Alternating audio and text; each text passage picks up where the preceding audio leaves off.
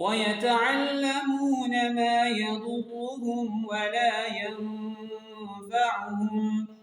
ولقد علموا لمن اشتراه ما له في الآخرة من خلاق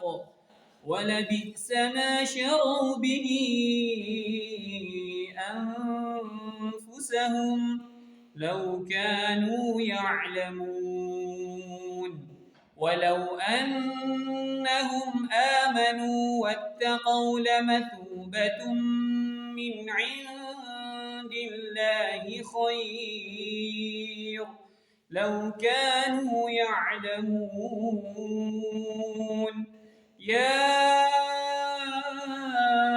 أيها الذين آمنوا لا تقولوا راعنا وقولوا انظرنا واسمعوا